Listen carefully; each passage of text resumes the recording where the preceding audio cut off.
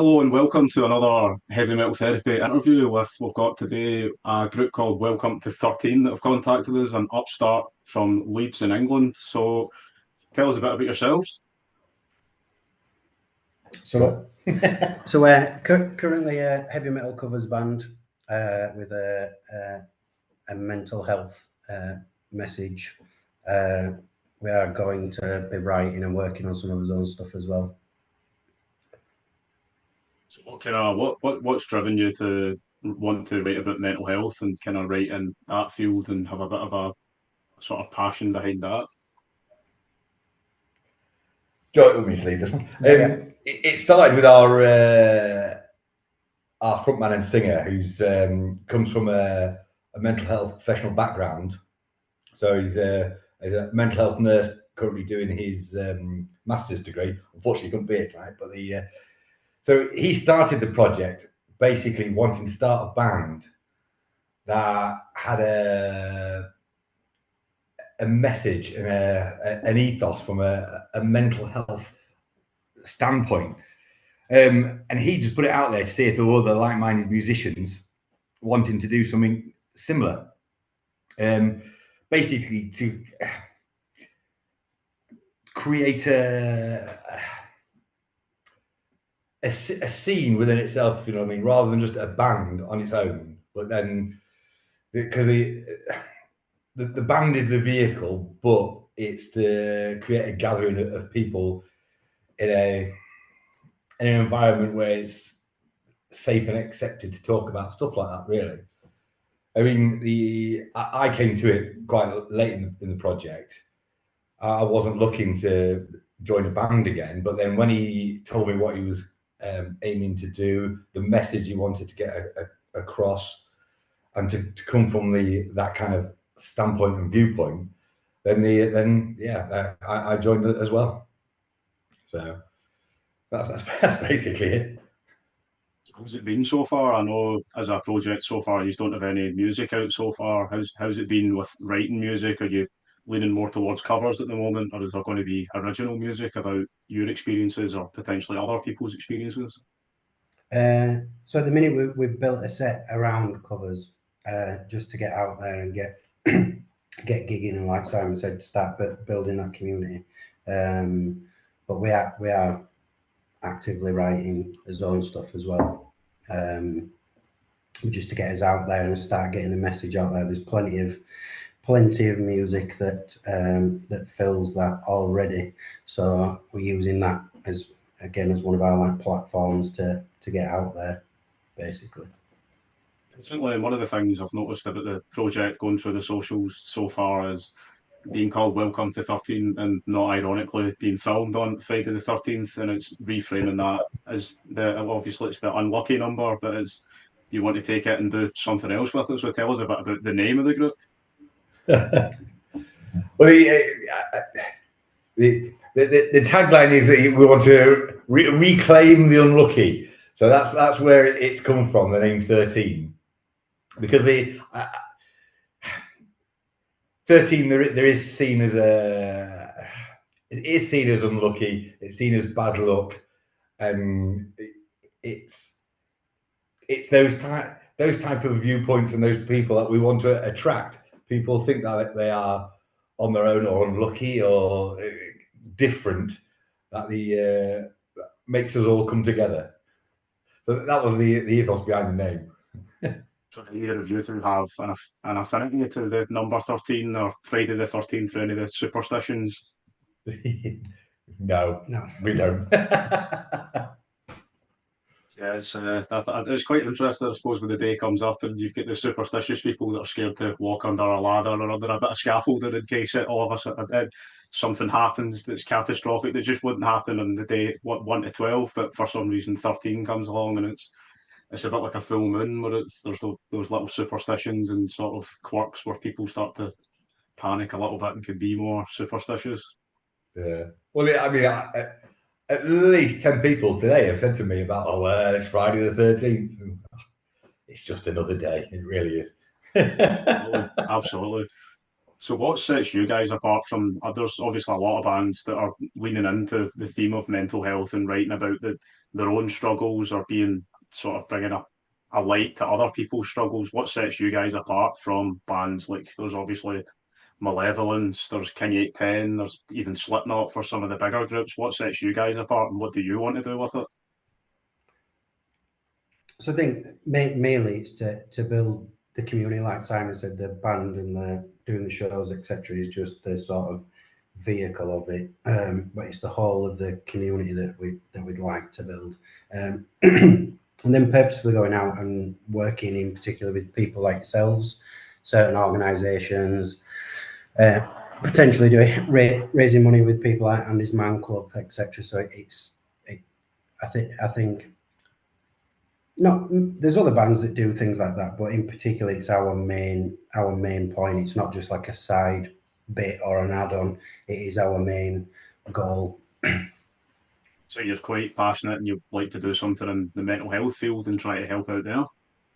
Yeah, absolutely. Whether that's just raising money for charity through gigs or whatever, but yeah, that is the main focus.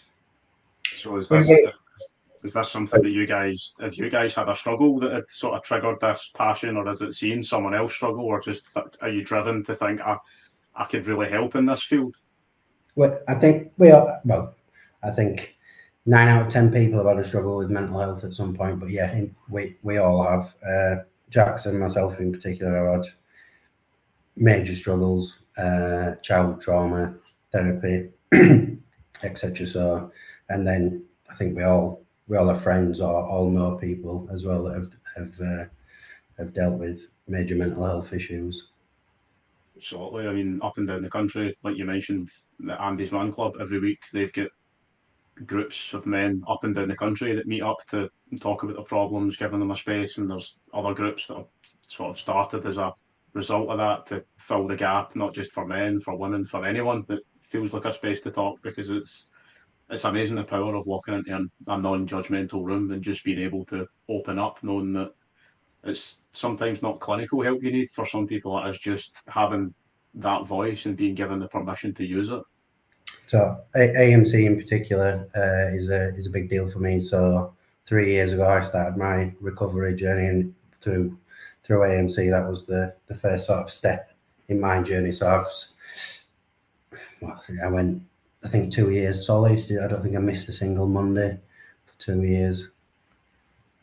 Well, I mean, it's even we've got our own groups. We've got a few in England so far. I think there's plans to get one or two in Scotland as well. And it's just I think you can't take away the importance of just normal people getting together to talk about their problems and share, because it's sometimes you can't get support from a professional place. You don't know the words. Sometimes it's even just going and listening to other people to understand, right, I can learn a bit from their struggles and how they've come through it. And there is a way through this. It's not the end. Absolutely, yeah. Yeah, I mean, one of the things we've been working on a lot in the background is our set list on. While we are just doing covers at the minute, even those songs that we're doing of other bands, we make it a journey through, and we want to talk between songs about what that song means to us as a band, what it could mean to other people. I mean, we've been changing our set list based on feedback we've been getting from other people about what they want to hear, what it means to them, and why it means something to them. And then Jax, our singer, is going to vocalize in between that on why we're doing that song, what it could mean, what it could change. As we go into writing our own songs, that isn't going to change. So that they've got to have a point in our set list on why they're there and what the message is that they're trying to get across, or help people with that. So, What's still far been your favourite cover to play? 2 points there. One that delivers a message, or one that I just like playing because it's easy to play. Either. What's been your favourite to play so far? I mean, I could see behind you on the wall you've got Thin Lizzy, Sabbath, you've got a Blind Guardian t-shirt on, so just interested to see what kind of covers you might be drawn to, and if you want to share a bit about a message behind it that you're trying to push, that's fantastic as well. Favorite cover to play, possibly. I know what you're going to say before you said it. Fallen. No, I thought you were going to. Fallen by Volbeat, I think. It's a very good song. Very good song. Possibly that one, and then there is one that's one of his encore songs, and we played it at a wedding. Is This Love by Whitesnake? Nothing to do with mental health in the slightest, but it's got that song in particular has a big meaning for me. It was a song that me and one of my best friends really liked, so it's mental health based, but only for me in particular. Every song takes on there's the meaning behind what the writer means, and then it's when the listener gets it. I'm a firm believer that once you put an album out, it's no longer yours. It's the person who's listening to it, because everyone that listens to it is going to go on a different journey with that song. It's going to mean something totally different to them. So it's interesting how songs can have those different connotations. You could be talking to someone that song means something totally different to them, but to you it's a very personal thing, I think, depending on how it connects, when it connects, what you're feeling when you first hear it, or when sometimes if you hear it when you think you need to hear it. Yeah. So what kind of songs have you had in the set list so far?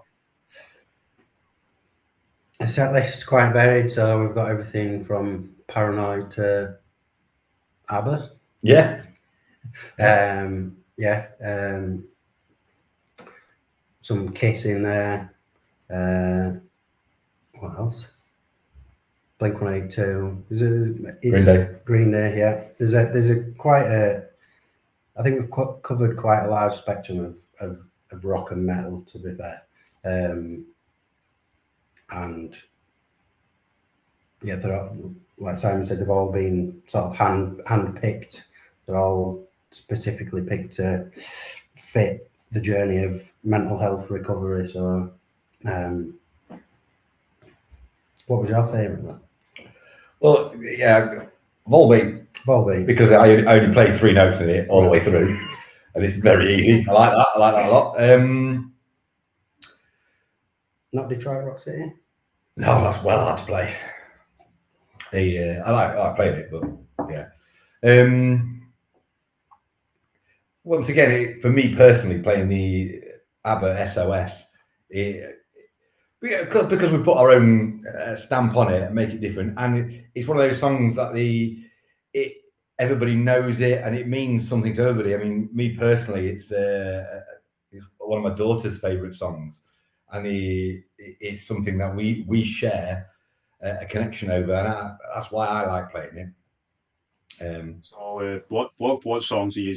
What would be the sort of sound that the band might be leaning towards when you're going towards writing new music and having the original music out? Because that's quite a large spectrum of different bands that would be quite interesting actually to hear possibly drawn from. Is what ones would you say are influencing the sound of the new music?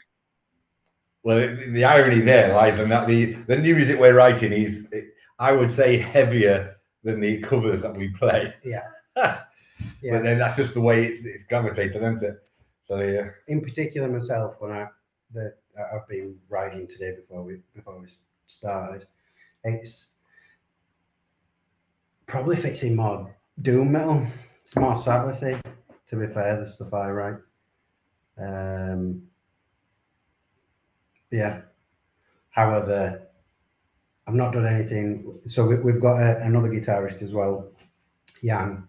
I'm not sure when we write together what it'll sound like, because Jan's in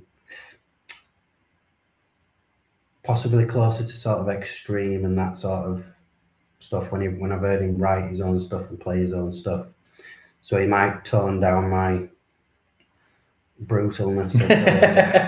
Yeah. Joe, I thought you was the extreme metal for a minute. No, it's very funky. Places.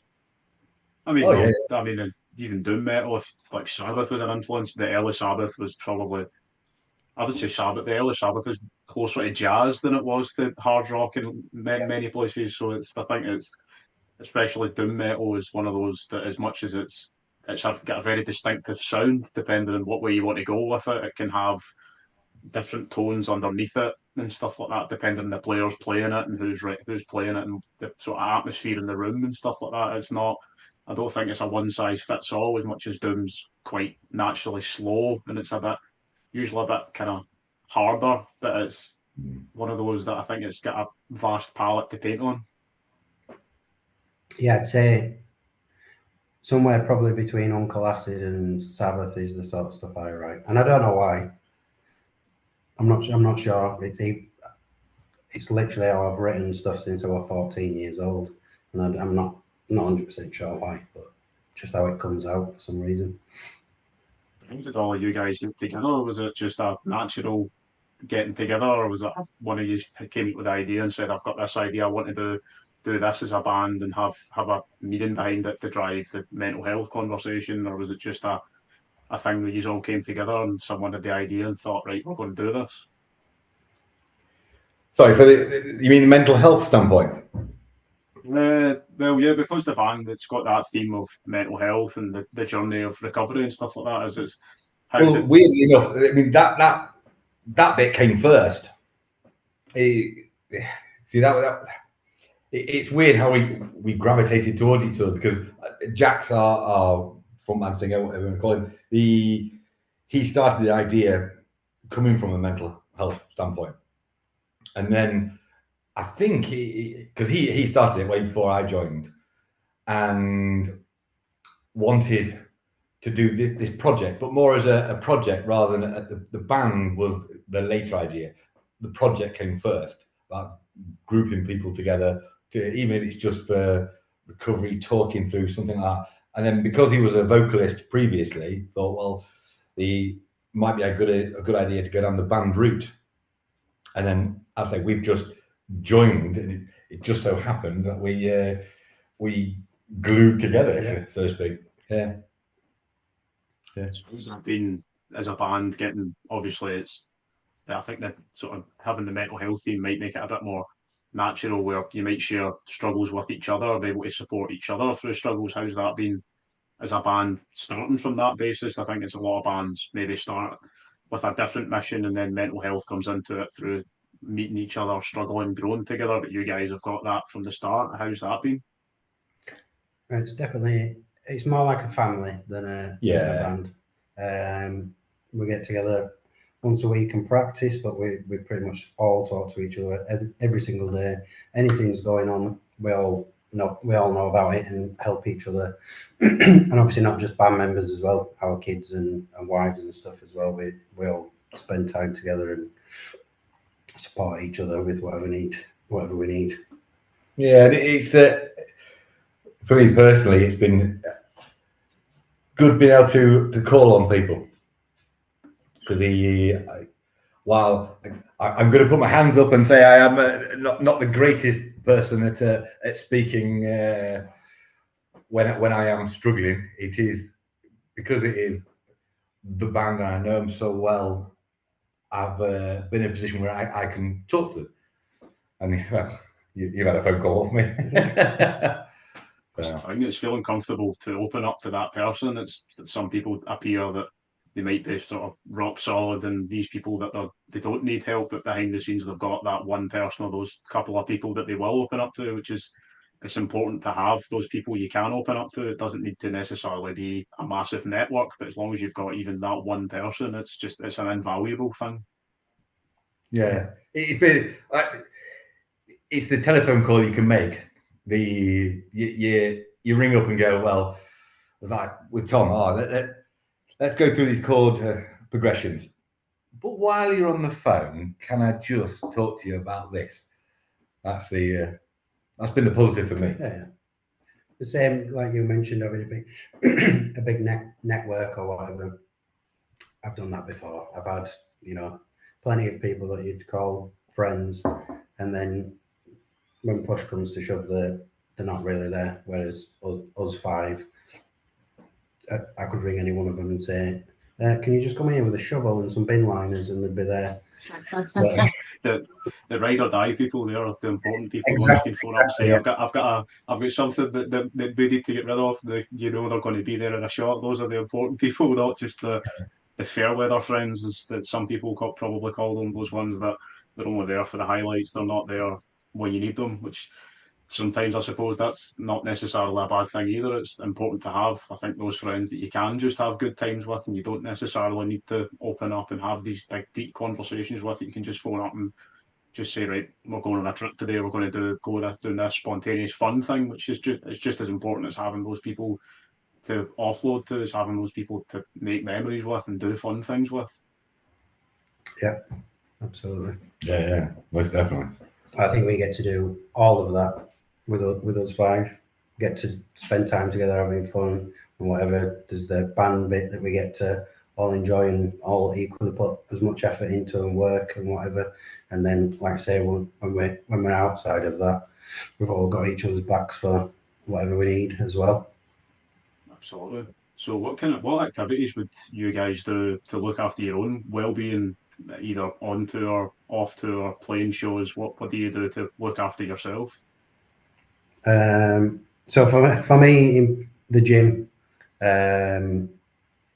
it's an hour a day where I get to An hour a day in the gym. If I'm Jesus lucky, Christ. if I'm lucky, where I get to block out the world, I don't answer my phone, I don't speak to nobody.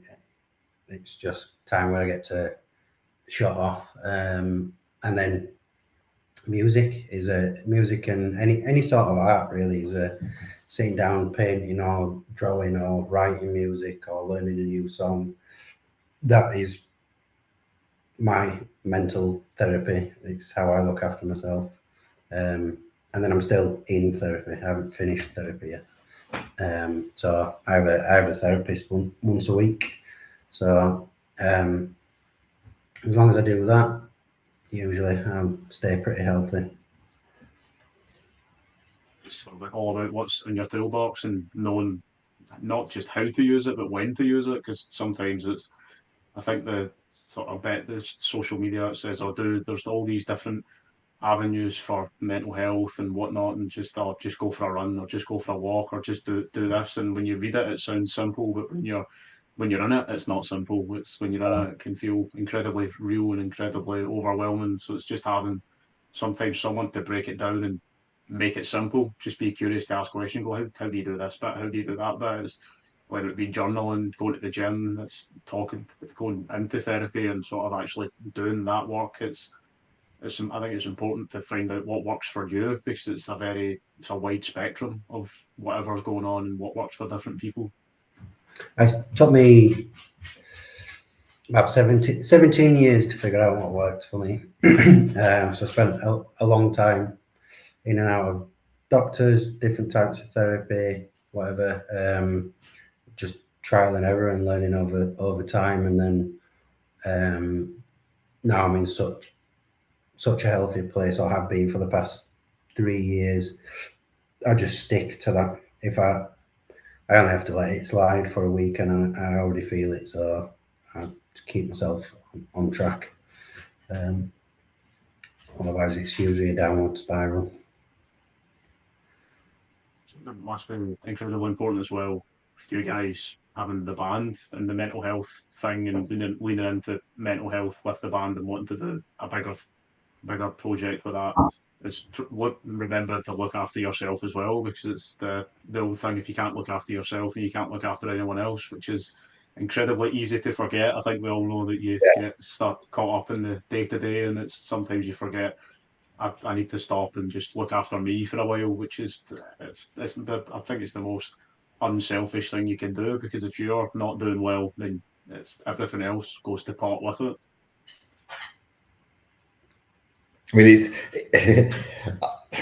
it's very good that that Jax is from a mental health professional background, because so it's free advice when you're not at your best. I think he must get fed up of us calling him going, well, yeah, well, while you're on the phone, let's just talk this through.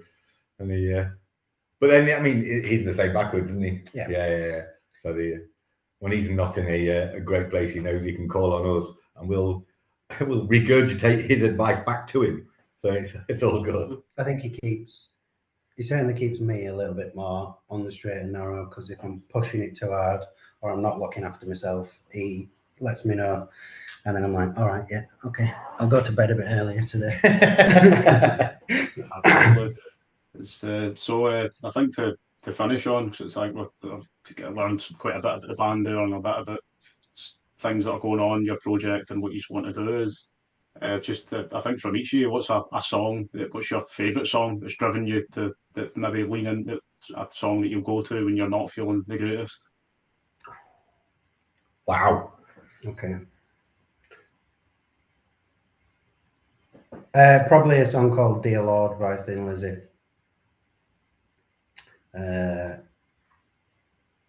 Yeah, it usually. Yeah, it's where I go when I'm not doing great. So much so that all my family and most of my friends know if they hear that song, what's wrong with you? Are you all right? So they know. In particular, my wife.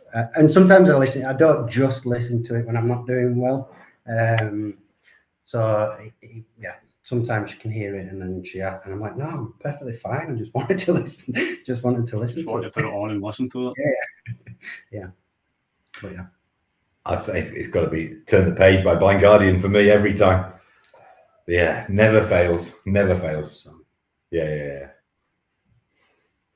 So is that the song that when you put it on, it's a case of, right, I need to get my shit together. I need to give myself a bit of a kick up the arse, a bit of a shake. Those are the songs. It's just sometimes they give you the power and the strength to go on. It's just we all know those days that are a bit of a struggle where you think, oh God, is this going to end? And it always does.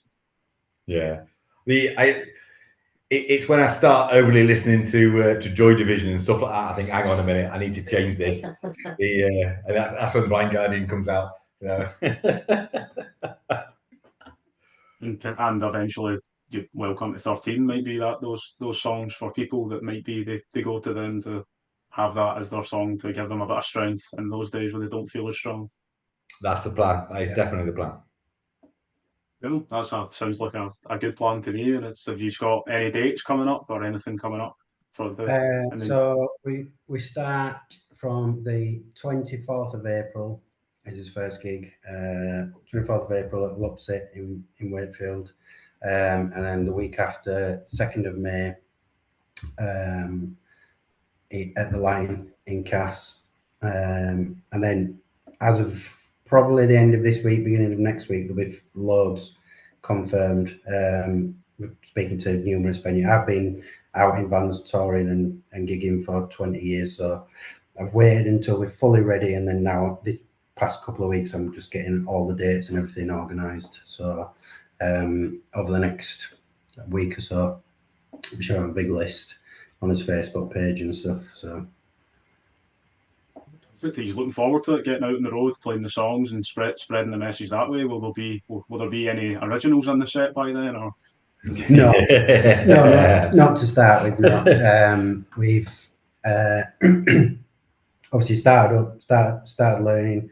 We did play a wedding last year, which was a completely different set list for the wedding. So we focused on that, got that done, and then we've done this, and then we've started with all the covers. We then got another guitarist in as well. So we didn't slow us down, but we've sort of had to. It put us back a little bit, so we've got to relearn everything with him, just to get us out as quickly as we possibly can, and then as soon as we're out, then we can start doing stuff on originals. So be on the lookout for when the band are coming to you. If you can get to go and see them, go out and support an up and coming band. It's if you don't support the scene dies. So I think the up and coming bands are arguably more important than the big bands, so it's go out and support bands like you guys that are up and coming and wanting to do something and spread your message.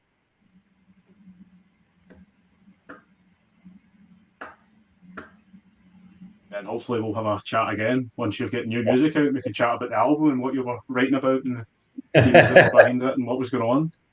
Yeah, that'd be good. if we carry on at this rate, we'll be done for the end of the year. If not, right, I'll stop.